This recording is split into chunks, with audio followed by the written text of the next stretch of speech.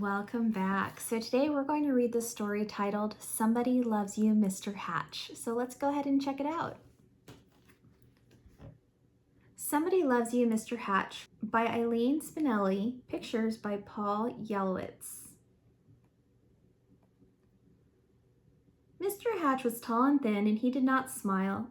Every morning at 6:30 sharp, he would leave his brick house and walk 8 blocks to the shoelace factory where he worked. At lunchtime, he would sit alone in a corner, eat his cheese and mustard sandwich, and drink a cup of coffee. Sometimes he brought a prune for dessert. After work, he would make 2 stops: at the newsstand to get the paper, and at the grocery store to buy a fresh turkey wing for his supper. After supper, he read the paper, took a shower, and went to bed early. He keeps to himself. That is what everyone thought about Mr. Hatch. One Saturday, when Mr. Hatch stepped onto the porch with his dustpan and broom, he got a surprise: a package wrapped in brown paper. He had never spoken to the postman before. "Thank you, Mr. Goober," he said. Mr. Goober smiled. "You're welcome. I always enjoy delivering your packages." Mr. Hatch tore the brown paper off. Inside was a white box, which he opened to find another box. This one was heart-shaped, all satiny red with a pink bow on top. It was filled with candy. Something fluttered to the porch door. It was a little white card. He picked it up. It said, "Somebody loves you." Only then did he remember that it was Valentine's Day. Mr. Hatch wondered and wondered. Now who would send this to me? He was all alone. He had no friends, and yet someone had sent him a valentine. Who?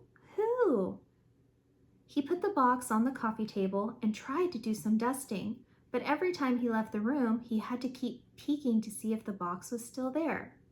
He dusted and dusted, and the dust cloth seemed to whisper, "Somebody loves you, somebody loves you." At last, he flung the dust cloth away and exclaimed, "Why, I've got a secret admirer." And then he did something he had never done before. He laughed and danced and clapped his hands, and then he took a piece of candy from the box and ate it. Mr. Hatch changed his shirt and found some old aftershave in the bottom drawer. He splashed it on his face. He picked out a yellow tie with blue polka dots and put it on. And then he went for a walk.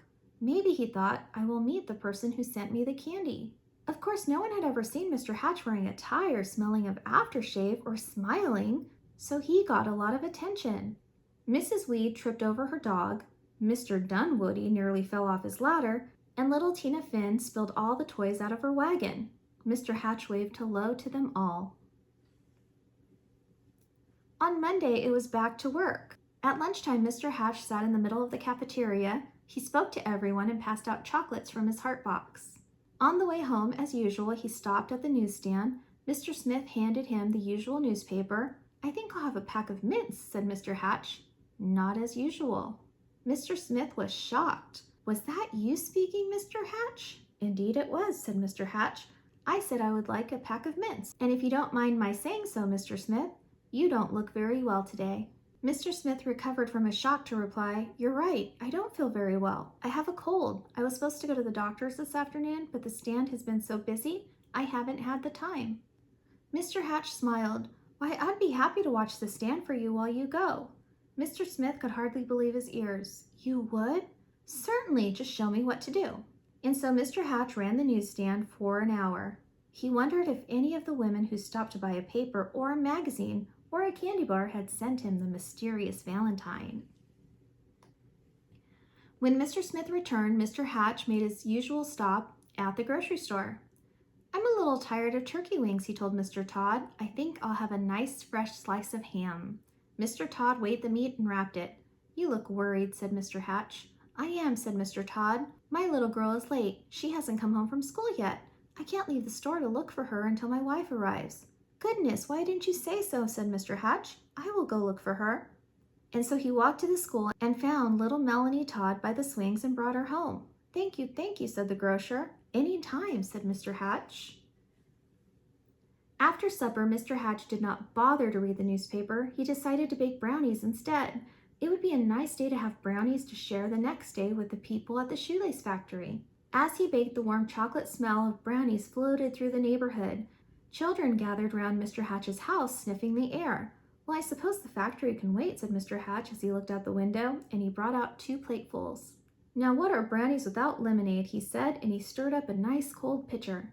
When the parents came together, their children had some brownies too. It turned out to be a picnic in Mr. Hatch's backyard. He dusted off an old harmonica and played songs he remembered from his boyhood. Everyone danced. And so the days and the weeks went by. When Mr. Hatch wasn't smiling, he was laughing. And when he wasn't laughing, he was helping someone. And when he wasn't helping someone, he was having a party in his yard or on his porch. He seemed to have forgotten about finding the person who sent him the valentine. Then one afternoon, Mr. Goober, the postman, came to his door. His face was very serious. "Come in, Mr. Goober," said Mr. Hatch. "You look upset." "I am upset," he said. "I made a mistake some time ago. My supervisor is very angry with me. Do you? "Yes, Mr. Goober, what is it?" "Do you recall the package I delivered to you on Valentine's Day, I think it was?" "Yes, I believe so," replied Mr. Hatch, beginning to feel a little uneasy. "I don't suppose you still have it," said Mr. Goober sadly. "As a matter of fact," said Mr. Hatch, "I still have the box. The candy is gone, though. Why do you ask?" The postman took a deep breath. "I'm afraid I delivered it to the wrong address. It was supposed to go to another house." Mr. Hatch recalled tearing off the brown paper. It had never occurred to him to look at the address. He fetched the heart-shaped box and the pink bow and gave them to the postman. "I do hope your supervisor won't be too angry with you now." The postman was heading down the sidewalk when Mr. Hatch called from his porch. "Mr. Goober, I forgot something." He gave the postman a little white card.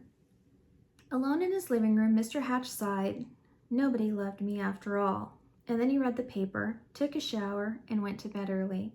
The next morning at 6:30 sharp, Mr. Hatch left his brick house and walked 8 blocks to the shoelace factory. At lunchtime, he sat in the corner by himself, ate his cheese and mustard sandwich, and drank a cup of coffee.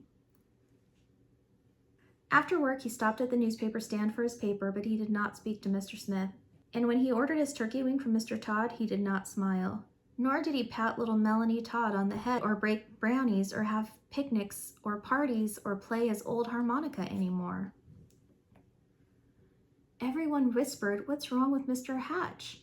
Mr. Goober, the postman, told them. "We love Mr. Hatch," insisted Mr. and Mrs. Dunwoody. "He gave us flowers for our garden. He helped us mend our back fence." Mrs. Weed nodded. "I love him too. He saved his bones for my dog, Ruffy." Ruffy barked. She loved Mr. Hatch too. Mr. Smith told everyone how Mr. Hatch had watched his newsstand so he could visit the doctor, and Mr. Todd told everyone how Mr. Hatch had found his little girl. All the children in the neighborhood remembered Mr. Hatch's wonderful brownies and lemonade, and most of all his laughter. "Poor Mr. Hatch," they said. "What can we do?" Then Mr. Goober announced, "I have an idea." On Saturday morning, Mr. Hatch woke to a bright and sunny day. He put on his old overalls and went out to the porch with his dustpan and broom. He couldn't believe his eyes. All over the porch were red and white hearts and pink bows. There were boxes of candy on the chairs and yellow streamers flowing from the ceilings, and sticking up out of his mailbox was a shining silver harmonica.